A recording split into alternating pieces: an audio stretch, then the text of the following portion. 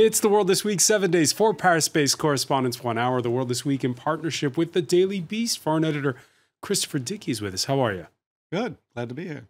So, a good, what? Fairly good, or? Well, good. I don't think I've been having as much fun as you were having bicycling in the Loire, but, you know, it's okay. Okay.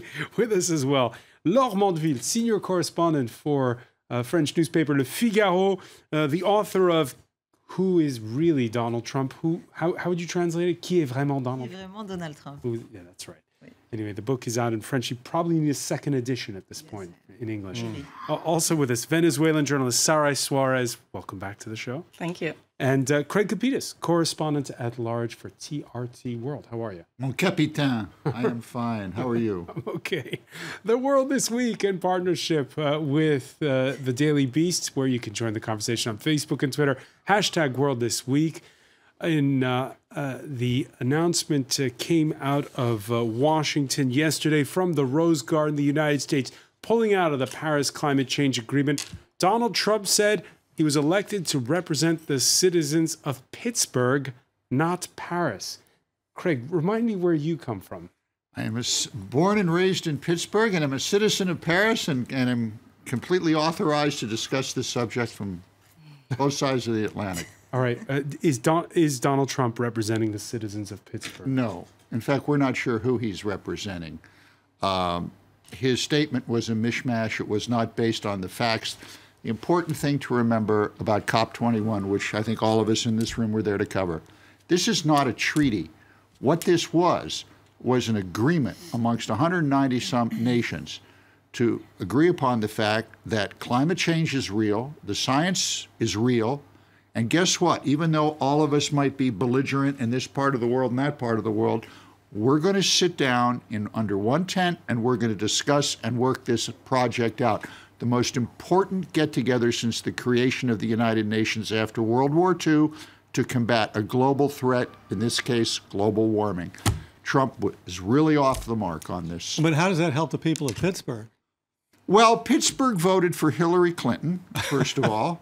It's a coal mining town, but as you may know, there are more yoga teachers in the United States than there are coal miners. There are only 75,000 coal miners and people within the whole industry in the United States. The mayor of Pittsburgh came out, issued a tweet, and then made a number of statements saying that Trump doesn't represent Pittsburgh and that the city of Pittsburgh is going to stay on course to be at the forefront of climate working to create technology to combat climate change. Of course, that's not how the President of the United States sees it. He says the deal is worse than bad. In fact, if you believe Donald Trump, it's a veritable plot against America. The agreement is a massive redistribution of United States wealth to other countries. The Paris Agreement handicaps the United States economy in order to win praise from the very foreign capitals and global activists that have long sought to gain wealth at our country's expense. They don't put America first. I do. Christopher Dickey, he's making this statement. It's not in a vacuum. There is a political calculus in here. Oh, absolutely. Steve Bannon basically wrote that speech. This is a highly ideological speech. There was a very good article in Politico magazine right after the speech was made saying, look, this is not about the climate. It's not about the supposed redistribution of American wealth. It's not about any of that. It's about his complete failure to be able to follow through on his campaign promises with his core constituency, because anything he had to get through Congress has been a disaster. He couldn't get the health care bill through Congress. It won't come through the Senate anything like he wanted. Any of those nobody's going to build his goddamn wall. So what he does is say, I'm going to withdraw from this agreement, which doesn't require Congress to do anything. Is this really what his core constituency wants? They respond to the idea of America first. They like that idea. Make America great again. It's a great idea. I don't think that people have done a very good job of informing the American public, the media, or anyone else, certainly not the politicians, of the extent to which we are a global culture, the extent to which we are interactive with the rest of the world, every time you see any of the breakdowns on where people's commodities come from, where they buy their things from, people don't seem to understand they come from overseas. It's just remarkable, but that's the way it is. We have a large part of the American population that just is not tuned in to the realities of the world, and he appeals to that population. Sorry, Suarez, is this just a temporary thing, or is the United States withdrawing from its leadership role on many issues? Well, I believe this is exactly the analysis that you were saying. That this is a way for him to prove that he's doing something of what he promised in the campaign. He has been failing in all the other things. So this is the only road he found to say, hey, guys, I'm doing what I promised to do.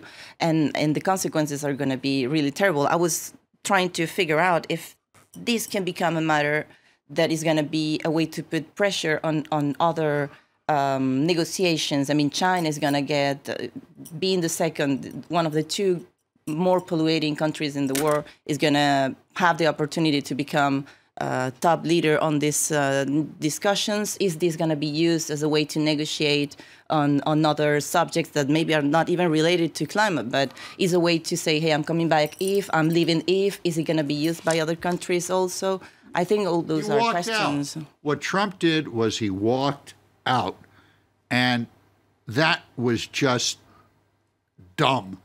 Well, you got to listen to the speech. It is, but there are going to be consequences. He said exactly what he always says. Yeah. This was a bad deal. I'm going to give you a better deal. All he knows how to talk is deals. This goes to your point, Chris. The Paris Accord is not a deal. It has nothing to do with being a deal. It is an agreement that climate change is real, the science is for real, and 194 countries are going to get together to discuss finding a solution on it, which each country bringing all kinds of stuff to the table, like the Indians who say, you know, we want billions of dollars. Well, by the way, that redistribution of money, we're talking about $3 billion to underdeveloped countries. $3 billion. We used to spend $2.5 billion every week for the privilege of having soldiers in Iraq. $2.5 billion every goddamn week. I don't think $3 billion to try and encourage people to support climate $3 action. a person. Sorry, Suarez mentioning China there. The New York Times wondering aloud if Trump hasn't gifted global leadership to China. China, whose prime minister attended a summit in Brussels. They were supposed to sign an energy transition pact with the European Union. They didn't come out with a common statement because they're rowing the EU and China over trade. But what is certain, Laure Mondeville, when you look at those images out of Brussels today, and they were singing from the same hymn sheet when it came to climate change, is the New York Times right in saying that Trump has gifted global leadership to China? I don't know. I mean, I think it's a bit exaggerated. I'm not sure, you know. I mean, let's face it, China is still the major polluter in terms of, you know, adding to the degrees in global warming. They are, in absolute numbers, they are doing much more than anyone. And the Americans actually, in relative numbers, are still, I think, probably the biggest polluter.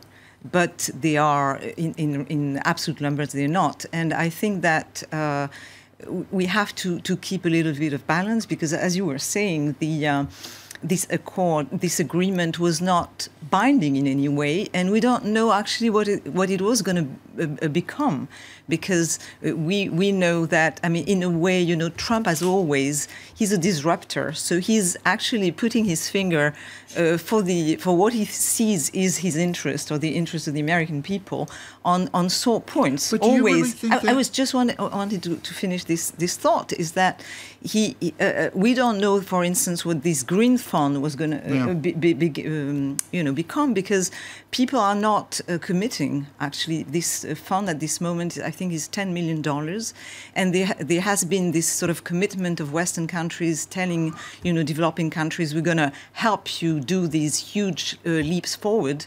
But we see that they're not going to do it. I mean, nobody is ready to commit, and the Americans are not. And what I wanted to say is that, of course, it's Trump being Trump. this thing, but it's also very much the Americans being the Americans, I would say to a large extent, if I may, because the Americans are not used to like, you know, supranational organizations taking their money and handling it. And I think that in a way Trump appeals to very deep-seated feelings in America, and especially in his electorate, of people who just don't trust these, you know, international funds to handle hundreds of millions of billions of dollars to reduce global warming. So I think he's actually appealing to a big part of the American electorate. Well, first of all, I don't think it's a big part of the American electorate. I think it's a part of the American electorate. Secondly, we're basically talking about the Republican Party. And the Republican Party is a small part of the American electorate. And it is not even the entirety of the Republican Party, but it is a lot of them. Yes. And the Republican Party believes lots of things. A majority of the Republicans in 2004 thought Saddam Hussein carried out the attacks of 9/11. The majority, you can look at what the majority of the Republican Party thinks on a number of issues, and you really shake your head and you say, can they be this stupid? And they can be, and they are. On this particular issue, you're right. There are a lot of things wrong with this agreement. It's just a beginning. It was never supposed to be anything but a beginning. Okay. But if you listen to Republican congressmen and senators talk about it, the same ones who are backing Trump, who push Trump in this direction, what do they say? They say, oh, well, we're going to lose all this money. It isn't clear how we are going to lose all this money, but all this money is going to be spent. And in the end, you're only going to bring down global warming 0.2%. Well, fine. So it's better than to do nothing? No, that's not, even Trump doesn't say that. He says, and this is where he's just a lying person. He says, I'm going to get you a better deal. Yes. Just like he's always going to get you a better deal. Oh. In America, we call that a snake oil salesman. You know, and that's what he is. Francois, I don't want to get bogged down in the theology and numbers of climate change. Climate change is real. We know this. I think the takeaway from this is even more toxic. And that toxicity is illustrated in what I believe to be that Donald Trump is incapable of having cogent discussions with global leaders on serious issues such as this. He just is not wired for it. And he can be pushed into doing things by these people who surround him. I find that to be the most chilling thing of all. That what he did by walking out of the tent shows a level of incompetence that I've never seen in American history. I don't know about you, Chris, or the rest of you, but I've never seen this kind of incompetence before. All right, the nuances of Trump's speak in no way lost on France's new president, who, to make sure his message was heard loud and clear across the Atlantic, reacted from the Élysée Palace here in Paris in English. We will succeed because we are fully committed. Because wherever we live, whoever we are, we all share the same responsibility. Make our planet great again. Normandville, how does it go down with the French, a president who speaks English from the Élysée? I think it's, you know, in a way, it's refreshing that he's, you know... It's refreshing to you, but how about to the ordinary French citizen? And I was going to say, I think it depends which French you're talking about. You know, most probably the French people in the Silicon Valley who... Macron is addressing to, you know, all these French people who live abroad, or, you know, these French elites who are dreaming of creating, of being again, you know, France being great again. Actually, when he's saying, let's make the planet great again, he's actually, you know, don't forget, in electoral campaign mode for the parliamentary elections. And he's appealing to his electorate, telling them, look, I'm the driving force here, and I might even be some kind of world driving force. You know, it's pretty French to do that. At the same time, we should sort of temper a little bit this enthusiasm that I see, you know, a lot on the other side of the Atlantic, because, you know, the Americans are so anti-Trump, so irritated by their own president that they seem to put, you know, this absolute fascination on Macron. And they should remember that, first of all, you know, in order to have France becoming some kind of Silicon Valley, we need to do more than just call them to come. We have to create, you know, economic growth. And at the same time, you have all these French disenfranchised electorate, which is very similar, actually, to Trump's electorate. And I'm not sure he's particularly fascinated by the global warming issue. They have more, you know, sort of down-to-earth motivations and concerns, you know, about salaries. 9 days before legislative elections. Exactly. It is very true about this fascination, and actually there is a window for Macron to gain some space in the United States, especially now that the Director General of Greenpeace said that Trump was the leader of climatic panic.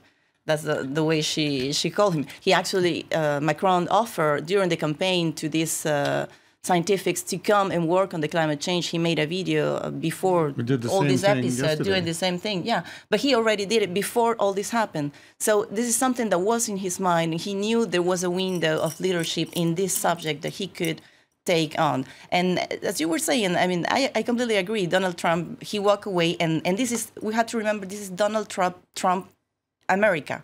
This is not the America we used to know before. This is Donald Trump's America. And so this is not the France we used to know. After 10 years of the Nick and Frank show, you know, don't be so cynical, please. Emmanuel Macron is more than a breath of fresh air. You know, listen to what this guy did.